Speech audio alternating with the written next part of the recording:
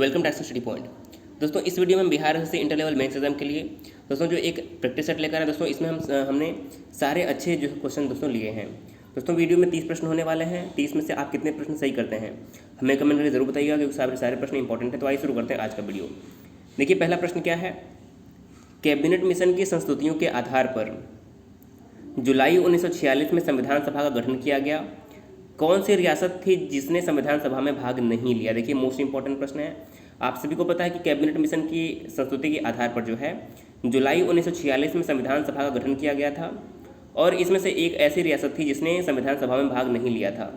तो सही आंसर हमारा क्या हो जाएगा, आप अपना जवाब जरूर देंगे। देखिए करेक्ट आंसर हो जाएगा ऑप्शन नंबर बी, हैदराबाद रियासत ने जो है इस संविधान सभा में भाग नहीं लिया था। तो हमारा यहाँ पर राइट आंसर क्या हो जाएगा, ऑप्शन नंबर बी करेक्ट हो जाएगा। दोस्तों अगर आप चैनल पहली बार आए जरूर सब्सक्राइब करिएगा दोस्तों, क्योंकि हम आपके लिए लगातार मेहनत करते हैं। दोस्तों हमारी तबीयत खराब थी, इसलिए कल आपको कोई वीडियो नहीं मिल पाई थी, इसलिए दोस्तों आज हम आपके लिए वीडियो बनाकर ला रहे हैं। अब देखिए अगला प्रश्न क्या है।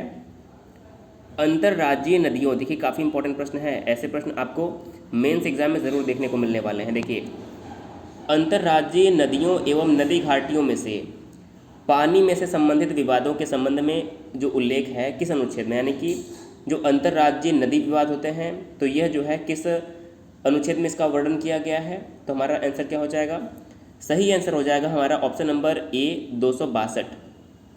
देखिए जो अनुच्छेद 262 है इसमें अंतर्राज्यीय नदियों एवं नदी घाटियों में से जो पानी से संबंधित विवाद होते हैं उनका उल्लेख किया गया है। देखिए यहाँ पर आपको याद रखना है कि जो हमारा केंद्र एवं राज्य संबंध है यह भाग 11 में है। संघ और राज्य संबंध भाग 11 में अनुच्छेद 245 से लेके अनुच्छेद 263 तक है, और इसी में से जो 262 है वह अंतर्राज्यीय नदी विवाद से संबंधित जो है वर्णन करता है।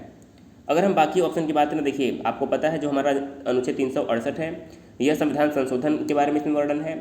इसके अलावा अगर हम 250 की बात करें, देखिए जो अनुच्छेद 250 है इसमें राज्य सूची के विषय पर आपातकाल में जो है संसद की कानून बनाने की शक्ति का वर्णन किया गया है। और जो अनुच्छेद 257 है इसमें क्या है कि कुछ मामलों में जो संघ का है राज्य पर इसमें जो है नियंत्रण का जो है इसमें अधिकार दिया गया है, यानी कि कुछ मामलों में केंद्र का राज्य पर नियंत्रण होता है। इसके बारे में 257 में जो है वर्णन किया गया है। अगला प्रश्न देखिए, निम्नलिखित युग्मों में से कौन सा युग्म सम्मिलित नहीं है। निम्नलिखित में से कौन सा युग्म सम्मिलित नहीं। देखिए पहला क्या है, बोमडिला जो है अरुणाचल प्रदेश में है, दर्रा जेलेपला दर्रा जो है सिक्किम में है, बिल्कुल सही है। इसके अलावा दोस्तों अगर हम बात करें कि जो हमारा माना दर्रा है, माना कहाँ पर है, तो माना दर्रा हमारा हो जाएगा उत्तराखंड, ये जम्मू कश्मीर में नहीं है। देखिए हमारा ऑप्शन नंबर सी जो है सही सम्मिलित नहीं है। देखिए जो माना दर्रा है यह जम्मू कश्मीर में नहीं है, बल्कि माना दर्रा जो है वो उत्तराखंड में है। तो सही हमारा ऑप्शन नंबर जो सी यहाँ पर है यह सही सम्मिलित नहीं है। तो अगर आपने सी को चुना है तो आपका जवाब जो है बिल्कुल राइट आंसर हो जाएगा। अगला प्रश्न देखिए क्या है, किस नदी को बिहार का शोक कहते हैं। देखिए आप सभी को पता है कि इसमें बिहार में बाढ़ बहुत तेज़ी से फैला हुआ है, तो किस नदी को बिहार का शोक कहते हैं आप सभी को पता होगा। और सही आंसर हमारा हो जाएगा ऑप्शन नंबर डी, कोसी नदी। देखिए जो कोसी नदी है इसे बिहार का शोक कहते हैं, क्योंकि यह लगातार अपना मार्ग बदलती रहती है, और इस समय कोसी नदी के कारण जो है बिहार भयंकर बाढ़ का सामना कर रहा है इस समय। इसके अलावा दामोदर नदी को बंगाल का शोक कहते हैं, कोसी को बिहार का शोक कहते हैं। अगला प्रश्न देखिए, बम्बई प्रांत को गुजरात एवं महाराष्ट्र में विभाजित किया गया था कब। यानी कि जो बम्बई प्रांत है इसे गुजरात एवं महाराष्ट्र में कब विभाजित किया गया। तो सही आंसर क्या हो जाएगा, करेक्ट आंसर हो जाएगा हमारा ऑप्शन नंबर बी 1960 में। देखिए 1 मई 1960 को जो है बम्बई प्रांत को महाराष्ट्र और गुजरात में विभाजित किया गया था। तो यहाँ पर जिन लोगों ने भी ऑप्शन नंबर बी को चुना होगा उनका जवाब बहुत ही सही हो जाएगा। अगला प्रश्न देखिए, भरमौर जनजाति निम्नलिखित में से कहाँ पाई जाती है। देखिए जो भरमौर जनजाति है यह किस राज्य में पाई जाती है। तो यहाँ पर हमारा सही आंसर हो जाएगा option number A, Himachal Pradesh में। देखिए जो भरमौर जनजाति है यह मुख्य रूप से हिमाचल प्रदेश में पाई जाती है। तो यहाँ पर हमारा ऑप्शन नंबर ए जो है करेक्ट हो जाएगा। अगला प्रश्न देखिए, बक्सर की लड़ाई के समय बंगाल का नवाब कौन था। देखिए मोस्ट इंपॉर्टेंट प्रश्न है। अगर हम बात करेंगे बक्सर की लड़ाई कब हुई थी तो आपको याद रखना है 1764 में जो है बक्सर की लड़ाई अंग्रेज़ों के मध्य, जिसमें से अंग्रेज सेनापति थे हेक्टर मुनरो थे, और मीर कासिम, अवध के नवाब शुजाउद्दौला और शाह आलम द्वितीय के बीच में हुआ था। देखिए तो इस समय जो बंगाल के नवाब थे वो हमारा करेक्ट आंसर हो जाएगा मीर जाफ़र। बक्सर की लड़ाई किसमें, बंगाल के नवाब थे मीर जाफर, तो हमारा यहाँ पर ऑप्शन नंबर बी करेक्ट हो जाएगा। देखिए इसमें एक पक्ष था अंग्रेजों का जिसकी तरफ से हेक्टर मुनरो था, दूसरा पक्ष था एक बंगाल के नवाब मीर कासिम थे, उसमें अवध के नवाब शुजाउद्दौला और शाह आलम द्वितीय जो कि ब्रिटिश जो कि मुगल सम्राट थे। तो इन दोनों पक्षों के बीच में जो है बक्सर की लड़ाई हुआ था जिसमें अंग्रेजों को जीत मिली थी। अगला प्रश्न देखिए, निम्नलिखित में से किस मुगल शासक का मकबरा भारत में है। देखिए किसका मकबरा भारत में है ये आपको बताना है। देखिए बाबर का मकबरा कहाँ पर है, तो आपको याद होना चाहिए बाबर का मकबरा जो है काबुल में है। जहांगीर का मकबरा कहाँ है, तो ये भी आपको पता होना चाहिए, जहांगीर का मकबरा लाहौर में है। बहादुर शाह जफर का मकबरा जो है रंगून में है। तो भारत में सिर्फ एकमात्र इसमें से है, तो मोहम्मद शाह जो है option number D right answer हो जाएगा। तो देखिए राइट आंसर हमारा क्या हो जाएगा, जो मोहम्मद शाह का मकबरा है वह एकमात्र यहाँ पर भारत में है। बाकी सभी का जो मकबरा है, देखिए जहांगीर का मकबरा हमने अभी आपको बताया, जहांगीर का मकबरा लाहौर में है, बाबर का मकबरा काबुल में है और बहादुर शाह जफर का जो है रंगून में। देखिए आपको यहाँ पर एक ट्रिक याद रखनी होगी, बहुत ही फेमस ट्रिक है, कादी सिलाराबाद जो है बहुत ही फेमस ट्रिक है। क्या है, कादी सिलाराबाद। ये आपको अगर याद है तो आपको सभी मुगल सम्राट के जो मकबरे हैं वो याद रहेगा। देखिए बाबर का काबुल में है, हुमायूं का कहाँ हो जाएगा, दिल्ली में है। उसके बाद क्या आ जाएगा, अकबर का सिकंदरा में हो जाएगा, अकबर का बेटा जहांगीर का लाहौर में हो जाएगा, शाहजहां का राज से आगरा और औरंगजेब का बाद से औरंगाबाद या फिर दौलताबाद। तो ये जो है ट्रिक है मुगल सम्राटों के मकबरों के बारे में याद करने के लिए, कादी सिलाराबाद, ये आपको याद रखना है। अगला प्रश्न देखिए, चित्रकला का स्वर्ण युग किसके काल को कहते हैं, किस शासक के शासनकाल को चित्रकला का स्वर्ण युग कहा जाता है। तो यहाँ पर हमारा सही आंसर हो जाएगा, जहांगीर के शासनकाल को जो है चित्रकला का स्वर्णकाल कहते हैं। तो यहाँ पर हमारा ऑप्शन नंबर सी करेक्ट हो जाएगा। देखिए जो जहांगीर था यह खुद जो था चित्रकला का प्रेमी था और एक बहुत बड़ा चित्रकार स्वयं में था। तो जो जहांगीर का शासनकाल है इसे चित्रकला का स्वर्ण युग कहते हैं। इसके अलावा अगर हम बाकी ऑप्शन की बात करें, देखिए जो अकबर का शासनकाल था आप सभी को पता है, अकबर के शासनकाल को साहित्य का स्वर्णकाल कहते हैं, शाहजहां के शासनकाल को जो है स्थापत्य का स्वर्णकाल कहते हैं। तो देखिए अकबर का हो गया साहित्य का स्वर्णकाल, जहांगीर का हो गया चित्रकला का स्वर्णकाल और शाहजहां का हो गया स्थापत्य का स्वर्णकाल। तो ये तीनों आपको याद रखना है। अगला प्रश्न देखिए, निम्नलिखित ग्रहों को उनके आकार के घटते क्रम में व्यवस्थित कीजिए, यानी कि हमें बड़े से छोटे घटते क्रम में व्यवस्थित करना है। तो देखिए सही आंसर क्या हो जाएगा, पहला दिया है शनि, दूसरा है पृथ्वी, तीसरा है अरुण और चौथा है वरुण। तो देखिए अगर हम क्रम की बात करें तो देखिए सबसे बड़ा हमारा क्या हो जाएगा, जो शनि है सबसे बड़ा जो हमारा है शनि ग्रह हो जाएगा। दूसरे नंबर पर जो सबसे बड़ा ग्रह है वो हो जाएगा अरुण, तीसरे नंबर पर सबसे बड़ा ग्रह हो जाएगा वरुण और चौथे नंबर पर सबसे बड़ा ग्रह हो जाएगा पृथ्वी, यानी कि ये घटता क्रम है। तो सबसे पहले हमारा होगा शनि, उसके बाद हमारा दूसरा होगा अरुण घटते क्रम में अगर हम देखें, तीसरा होगा वरुण और सबसे जो अंतिम आ जाएगा वो हो जाएगा पृथ्वी। तो इसका सही क्रम क्या होगा, तो हमारा सही क्रम होगा पहले 1 आना चाहिए, फिर क्या आना चाहिए 3 आना चाहिए यानी कि अरुण आना चाहिए, उसके बाद 4 आना चाहिए, उसके बाद 2 आना चाहिए। तो 1 3 4 2 जो है हमारा सही क्रम होगा। देखिए आपको याद रखना है, सबसे बड़ा हमारा शनि हो जाएगा, दूसरे पे अरुण, तीसरे पे वरुण और चौथे पे पृथ्वी। तो ये हमारा सही क्रम हो जाएगा, ग्रहों को उनके घटते आकार के क्रम में हमारा करेक्ट आंसर हो जाएगा। अगला प्रश्न देखिए, आर्थिक और सामाजिक योजना को संविधान की किस सूची में रखा गया है, यानी कि जो आर्थिक और सामाजिक योजना है इसे किस सूची में रखा गया है। तो हमारा यहाँ पर राइट आंसर हो जाएगा ऑप्शन नंबर सी समवर्ती सूची। देखिए जो आर्थिक और सामाजिक योजना है इसे समवर्ती सूची में इसलिए रखा गया है क्योंकि इस पर केंद्र और राज्य दोनों कानून बना सकते हैं। बात करें कि जो तीनों सूची हैं वो किस अनुसूची में रखी गई, देखिए जो 7वीं अनुसूची है इसमें तीनों सूचियाँ संघ सूची, राज्य सूची और समवर्ती सूची रखी गई है।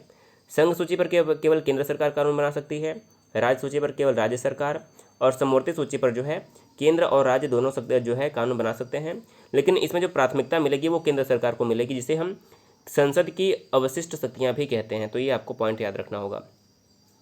अगला प्रश्न देखिए, जन योजना यानी कि जो पीपुल्स प्लान था इसका निर्माण 1945 में किसने किया। तो देखिए जो पीपुल्स प्लान था इसका निर्माण 1945 में एम.एन. रॉय के द्वारा किया गया था। तो हमारा राइट आंसर क्या हो जाएगा, पीपुल्स प्लान का जो निर्माण है वह एम.एन. रॉय के द्वारा किया गया था। और इसके अलावा हम बात करें कि सर्वोदय जो योजना था, सर्वोदय योजना वह जयप्रकाश नारायण द्वारा दिया गया था, सर्वोदय योजना। अगला प्रश्न है, भारतीय खाद्य सुरक्षा अधिनियम यानी कि इंडियन फूड सिक्योरिटी एक्ट, जिसे हम कहते हैं इंडियन फूड सिक्योरिटी एक्ट, भारतीय खाद्य सुरक्षा अधिनियम कब पारित हुआ था? तो देखिए इसका सही आंसर हो जाएगा हमारा ऑप्शन नंबर सी 2013 में। 2013 में भारतीय खाद्य सुरक्षा अधिनियम जो है पारित किया गया था। तो इस प्रश्न का ऑप्शन नंबर सी जो है हमारा बिल्कुल राइट आंसर हो जाएगा। अगला प्रश्न है, दास कैपिटल नामक पुस्तक के लेखक कौन है? देखिए दास कैपिटल एक बहुत ही प्रसिद्ध पुस्तक है, इसके लेखक कौन है? Marshall Robbins. अगला हमारा ऑप्शन है कीन्स या फिर कार्ल मार्क्स। तो देखिए जो हमारा दास कैपिटल है इस पुस्तक के लेखक थे कार्ल मार्क्स। सही आंसर क्या हो जाएगा? Option number D Karl Marx जो है हमारा करेक्ट आंसर हो जाएगा। अगला प्रश्न है, यदि किसी मुद्रा का विनिमय मूल्य अन्य मुद्राओं की तुलना में जानबूझकर कम कर दिया जाता है तो इसे क्या कहते हैं? तो देखिए यदि किसी मुद्रा का विनिमय मूल्य अन्य मुद्राओं की तुलना में जानबूझकर कम किया जाता है तो इसे कहते हैं अवमूल्यन, यानी कि मुद्रा का अवमूल्यन। ऑप्शन नंबर जो हमारा यहाँ पर बी है राइट आंसर हो जाएगा।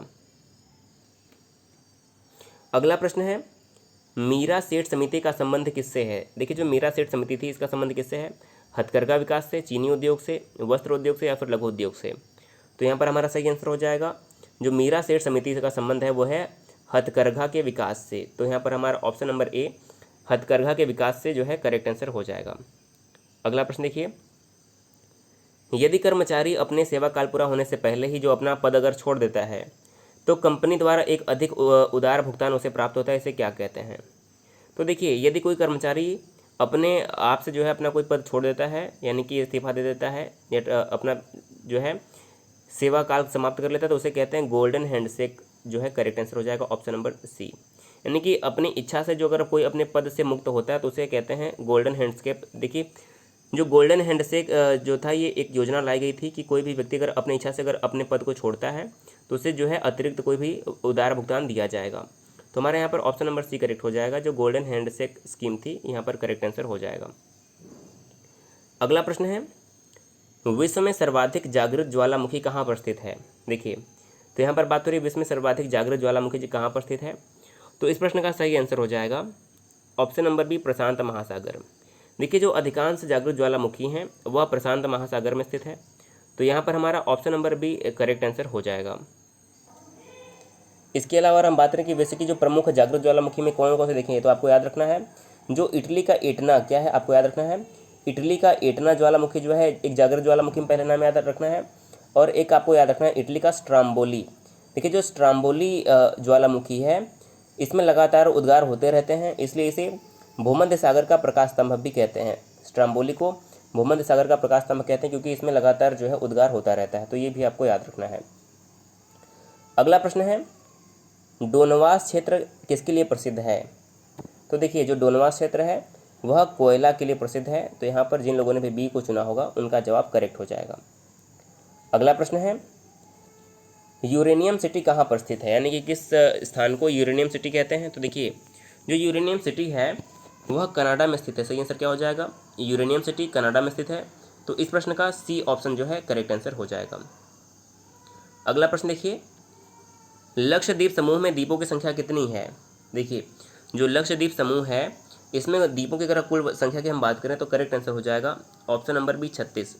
जो लक्षद्वीप द्वीप समूह है इसमें द्वीपों की संख्या 36 है। और यहाँ की अगर हम राजधानी की बात करें तो लक्षद्वीप की राजधानी है कावरत्ती। तो इसका भी नाम आपको याद रखना है।